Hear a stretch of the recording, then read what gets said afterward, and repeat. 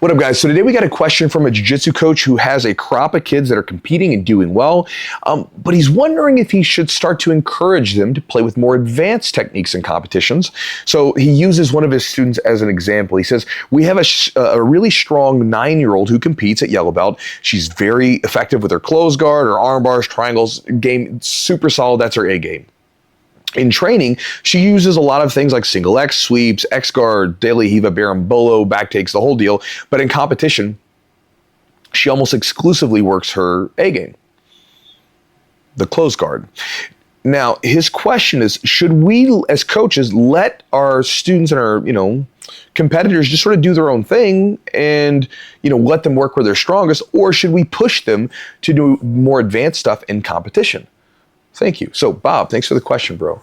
So I'm going to give you my bearded opinion on it, so take that for what you will, but I'll give you an example of one of my students who's very similar to your yellow belt. So I have a guy named Chad, who started with me back when he was 10 years old. You may have seen him on the channel back in the day. He now owns a gym down in Murfreesboro, Tennessee, Guardian MMA.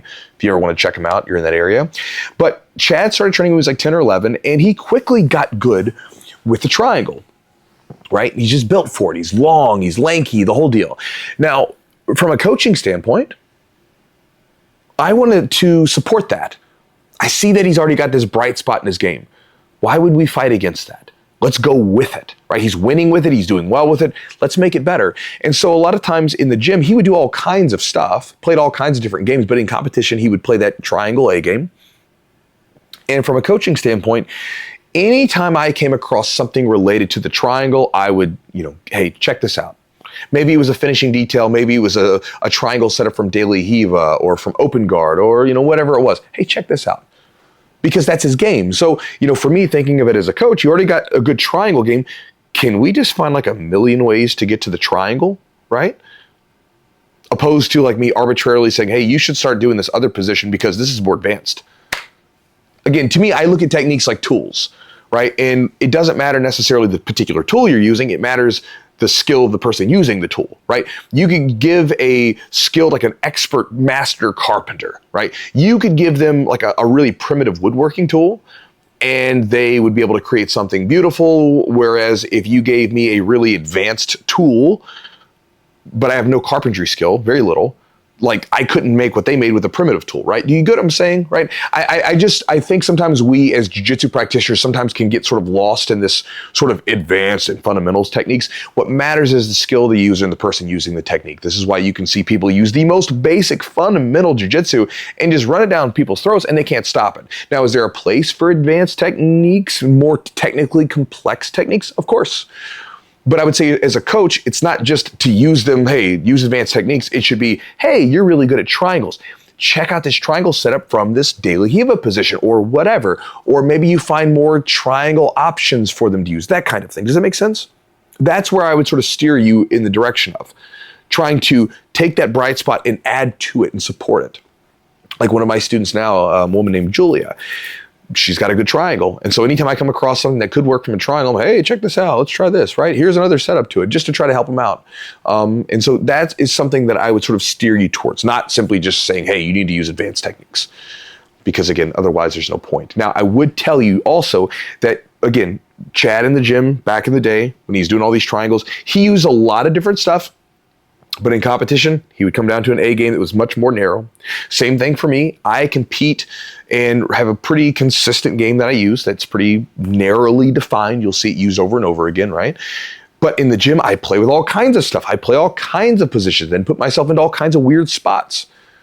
But in competition, it's different, right? And so what you'll find, though, is your students will do this. They will have this game where they're experimenting and trying stuff in the gym. That's a really good sign because you want that, because that's R&D. If you get people like, sometimes if you're too competitive in the gym, it can be to the detriment of the person because then they stop expanding their game. They stop trying stuff out. But then when they go to the competitions, their game gets a little bit narrower because it has to be their A game. But what you'll find is if they're playing around in the gym, eventually some of that new stuff starts to work its way into their A game, right? Especially if you start to support that and say, hey, here's something that could work with your A game that's new. Let's try that out. And so that would be my sort of thought to you. Instead of telling your kids, hey, you need to use some more advanced stuff. let's work on stuff that can connect with your game. And you should be playing around in the gym, but we have to understand you're not going to use all this stuff when you go to competitions.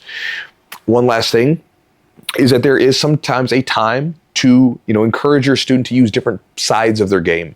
For instance, let's say if you have this student who is just all about being on the bottom, sweeping and everything else, it's a good time to say, hey, let's work a sweep and get on top in this match and let's smash them. The deal is that they have to be winning first before you do that. You don't want to get a young competitor who's still developing their confidence as a competitor and start shaking up their game.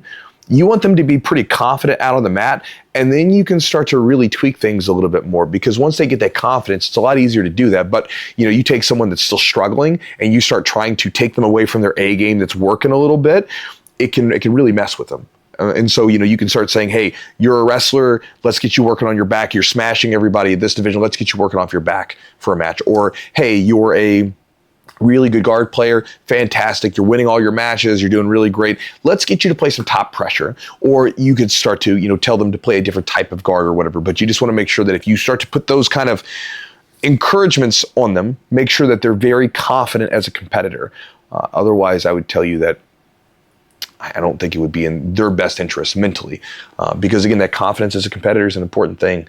If you step on the mat, you feel pretty good about yourself, you know that you're good, you tend to have an ability on the mat to be more effective in competitions. Whereas if you're stepping on the mat, you're really nervous, you're worried about winning and losing or whatever, which is pretty normal in the beginning.